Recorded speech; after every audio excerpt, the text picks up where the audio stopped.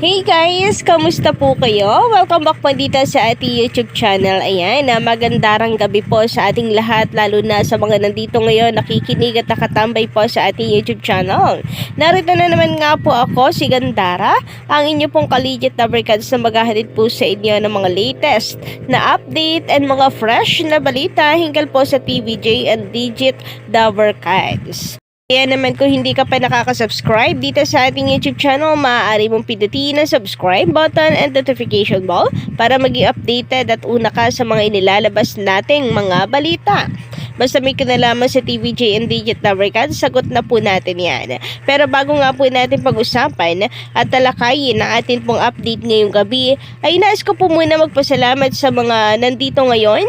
And of course, i-shout out ang atin pong mga masusugid na taga-subaybay. Maraming salamat po sa inyo. And una na nga po dito ka-legit na Barkads, si Miss Jaya Di Mahuan, shout out. Sabi niya rito pa shout out po, Ma'am Gandara. Araw-araw ako nanonood sa iyo kahit nasa trabaho ako from Iloilo City. Shout out po sa inyo. Ganun din po kay Sir Sherwin Salvador. Shout out po sa inyo from Milan, Italy. Ganun din po kay Miss Maria Teresa Romero. Hello Gandara, it's Tuesday night. Oo nga po, kahapon. And dito kay Demer Benitez. Shout out. Wow, inyo na lahat. Kami namang mga legit na barkads ay hindi sa inyo. Kaya unsubscribe na po tayo mga kapatid. And ayan nga po ang kasalukuyang ginagawa ng ating mga ka-legit na barkads, ang mag-unsubscribe dito sa Itbulaga YouTube channel. And oo nga no, kinanila ng lahat. Parang kinuha na po nilang lahat. Pero di bale, tayo naman po ay never na mapapasa kanila.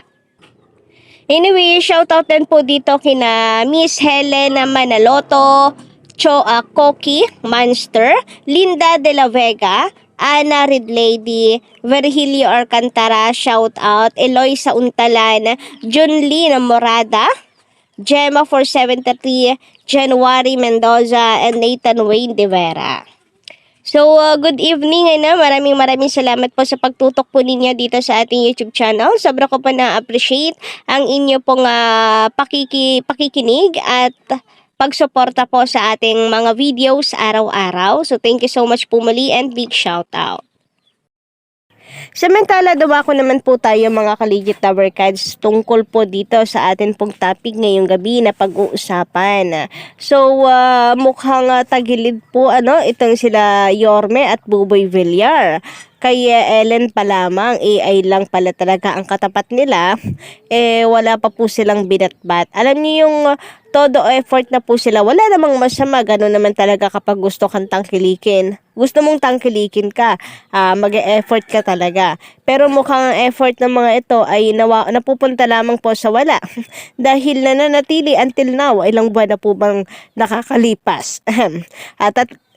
Tatlong buwan, July, August, September, tatlong buwan na nananatili na TVJ pa din po ang pinapanigan at sinusuportahan po ng marami. And then patunay pa po dyan ang TV ratings na parang sa isang buwan, isang beses lang makachamba ang Itbulaga Tip.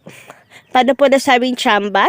Kasi nagkakataon na mahina ang signal, masama po ang panahon. Alam naman po natin kapag masama ang panahon, umuulan sa probinsya, nako, wala na po talaga agad signal. Yun lang naman po ang kailangan yun lang naman po ang kulang ang signal po. Pero pag napalakas po ang signal, nako, masasabi po natin na marami po ang ratings po ng TVJ. Kita nyo naman po yung Batang Quiapo, di ba? Talaga naman pong nangunguna. Wala pong sinabi ang prime time ng GMA 7. Samantala, let's congratulate naman po pala ang TVJ and Legit na Barkads dahil sila po ay trending kahapon, So, nariyan po ang hashtag Main Mendoza, ang hashtag Legit na Barkads, pati po ang Alden Richards na pasama rin po sa trending kahapon. Kaya naman congratulations po sa Legit the Barkads. And narito nga po mga ka-OG ang performance ng live ng TVJ kahapon. So 74K ang Gimme 5 na kung saan bida po dito si Ellen. Versus po dito kina Buway Villar and Yorme na G sa Gedli na 1.5 thousand lamang. O diba napakalayo po ng agwat 74,000 versus 1K Ultimo si Ellen, lalampaso po ang Gisa Gedli, sila Buboy and Yorme Esco. Ang mga taong sabi po nila nagsasalba dito sa Itbulaga tape. Kasi ito lang naman daw po ang pinaka-inaabangan doon. At nagdadala raw ng kanilang show. Talaga ba? Nadadala ba talaga nila ang kanilang show? Mukhang hindi naman po dahil po dito kitang-kita naman po natin sa online views kulelat na kulelat po talaga. Hindi nga lang po 74K ang OG Darecads umabot pa po yan ng 81K. Kung makikita niyo po dito during Gimme 5. Ano ba yan? Sa 74K nga, nilalampaso na sila ng TVJ, ng E80 or ni Ellen. Lalo pa po, nung mag 81K pa ang Gimme 5. And meron pa po yan na 44,000 na viewers po sa TVJ official.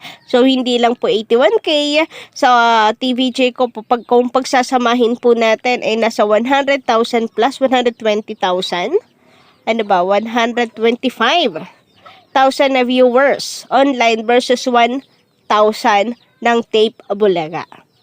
Samantala, narito naman nga po at talagang lalaban po ang TVJ dito po sa talaga namang another po na pang-aangkin ng Tape Inc. Sinasabi po nila at nagbigay na po sila ng resibo na sila ang tunay na may-ari ng Itbulaga YouTube channel kaya hindi nila gagawin ang sinasabi daw pong panghahak. Pero syempre ang TVJ po ay kikilos at gagawa po ng akmang solusyon. Kagaya nga po nitong mga nakapost na sa social media, ilan na rin pong mga articles ang nagsisilabasan, o diba? Ang sabi nga po sa post nitong isa pong YouTube channel which is the Trending Central, TVJ naninindigan na kanila ang Itbulaga YouTube channel. Naghahanda na ang kampo ng Tito Vic and Joey o TVJ na gumawa ng hakbang upang kasuhan ang kanilang dating production company na Tape Inc. dahil sa pagkakakuha ng tape sa YouTube account ng Itbulaga. Aniya, pagmamay-ari nila ang official YouTube channel ng longest running noontime show sa bansa. The owner of the YouTube channel is the owner of the email used to register it. It is not tape. Say ng abogado ng TVJ na si Enrique de la Cruz Jr. sa ipinadalang pahayag sa isang kilalang pahayagan noong September 9. The content of the YouTube account are the past episode of Itbulaga, the copyright of the show, and its episodes belong to the TVJ. We are preparing the appropriate legal action. This may constitute a cybercrime if they hack into the account or made misinterpretation to YouTube. Dagdag pa ng abogado. Kamakailan lang ay kinumpirma ng tape lawyer na si Maggie Abraham Garduque na naibalik na sa kanila ang YouTube page ng show. Dahil napatunayan daw ng tape na sa kanila ang YouTube channel, kaya na-award ito ng Google sa kanila. Anong masasabi nyo, mga katisent? Mukhang panibagong kasuhan na naman ito, and we guessed it's never ending. But of course, no matter what happen, ang ating pong panig ay nasa TVJ. Tuloy man po ang kanilang pinaplanong pagkakaso sa tape dahil sa pagkakakuha ng YouTube channel or hindi. Samantala, sabi naman ni Miss Alina Suchida, kahit ano gawin kay Buboy, okay lang sa kanya. Sige, tanggap lang ng tanggap. Makapagpatawa lang kahit muntangan na siya. Di naman nakakatawa. Iba talaga ang totoong komedyante. Hindi kailangan na mapanakit. at gumawa ng kababuyan, makapagpatawa lang. Sabi pa rito, Gandara, sa tingin mo talo ng EB Fake ang Showtime? Hindi ako maniniwala, mas malakas Showtime sa EB Fake. Pero laging huli Showtime, mas gusto ko magsara ang EB Fake. And nagmula po yan sa komento ni Lips for Fernandez. Sabi naman ni Demer Benitez, imagine po Ma'am Gandara kapag pinagsama ang views ng EAT sa YT at FB, talaga pong nakakalula. So paano nila matatalo yan? Hampasibol po, di ba? Kaya ako po, wala pong kakaba-kaba. Bilang isang legit na breakage, di talaga nila kayang talunan ang iconic trio, Tito, Vic, and Joey. Kayo po mga ka-legit na breakage, ano po ang inyong masisay sa mga update po natin ngayong araw? Pa-comment na lamang po dyan sa baba and don't forget to click the subscribe button and notification bell for more updates.